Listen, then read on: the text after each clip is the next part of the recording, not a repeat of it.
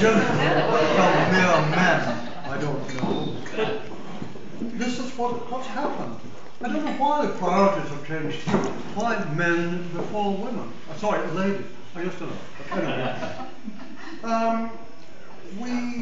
The world has changed so much during my lifetime, I hardly recognize it from my younger days. All one can do is try to accept the changes and not think, bah humbug! Oh, that's great, yeah! But, you know, we do live in a nanny state.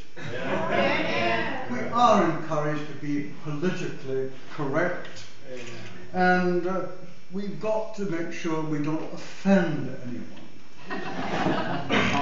Difficult for me, but so-called offensive words are now bleeped out in radio and television, and asterisked, I got that word, asterisked out in print. How sad. But let me give you a typical example. One recent example concerns the RSPB, the Royal Society for the Prevention of Birds. Now, That's feathered variety. Another bar. He's telling the jokes, yeah. that respective organisation has now decided that the word cock is offensive. I read that in New And Zealand. have asterisked it out on their website. Well, where does one go from there? So, has a Are you cock, sure this is all right, Charles? has a cock pheasant now got to be known as a male pheasant? Do we teach our children who killed male robin? Mind boggles. And in London, should the Piccadilly line now end in male fosters? And what about aircraft cockpits? Very difficult. However, I'm glad to say that great tits, boobies and shags are still okay. I'm going. But one wonders for how long. And if you think that's a cock and bull story, I assure you it's not. It was in the Daily Telegraph, so it must be true. Hooray! Daily Tory girl.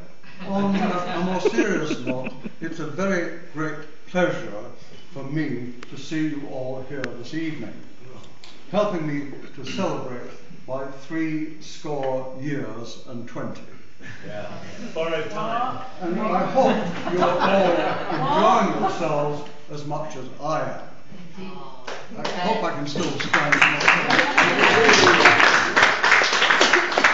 Thank you all for coming, particularly those with Galbraith blood in their veins, who have come all the way from Australia and New Zealand to honour. Well, Brighton's not really the same. Brighton, yeah, lovely, isn't I it? say in Scotland that's a doddle, but New Zealand and Australia isn't. To honour the last male Galbraith of his generation in the family. Thank you, Jan, my dear wife, not only for the very kind things said about me this Crikey, you were evening. gaffing, weren't you? Yeah, I changed the wording a bit. But also, and more importantly, for the help, support, advice, companionship and love given to me and shared with me over the last 41 years since we met in Malta.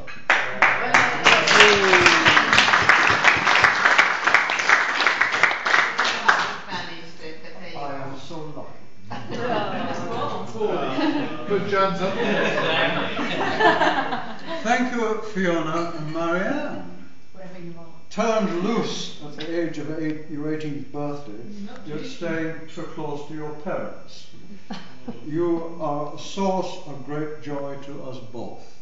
We are very proud of you, proud of your achievements, and of what you will still achieve. Thank you, friends and acquaintances from the Woodnesborough district.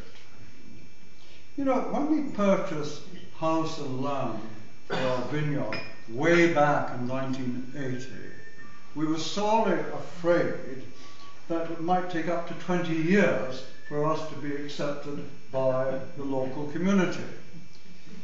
Well, in the event, for reasons I'm not quite sure about, they accepted us straight away with open arms.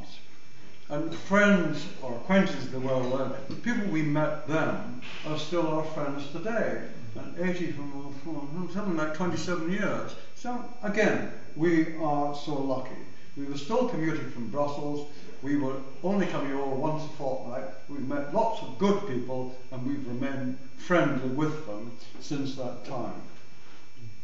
However, enough of this blah. Some of you, particularly the younger ones, may wonder, that's you, may wonder what it's like to be an old man of 80. Well, I'll tell you. Noel Coward, you may have heard of Noel. Heard of Noel Coward? No. Noel Coward, famous guy. He used to sing, "I've had my fun, all that is done. Should I ask for more? There's a younger generation knocking on my door." Absolute defeatist nonsense. I prefer the old chestnut, a man is only as old as he feels. He's only as old as the Thank you. Who was that? Oh yeah. Bah humbug. I may look it, but I don't feel old. I feel that I have entered a slower, a more contemplative phase of I've just my given life. some more wine down. And I'm rather enjoying it. I hope I continue to do so. I mean, physically, there are obviously differences, not just the grey hair, but I mean, I've got a chronic back problem, but I've grown to live with it. I don't love it, but I live with it. And physically, I can no longer attempt the 10 miles a day walking holidays that Jan and I enjoyed just 3 or 4 years ago. Tough, but one accepts it. But mens sana in corpore sano, I perform regular exercise each day. I run upstairs at still rather than walk. I can't run downstairs, I might trip and fall and break a 5. And I try to cover several miles each week around the village, go to the post office a couple of times a day on my own flat feet. So one keeps healthy.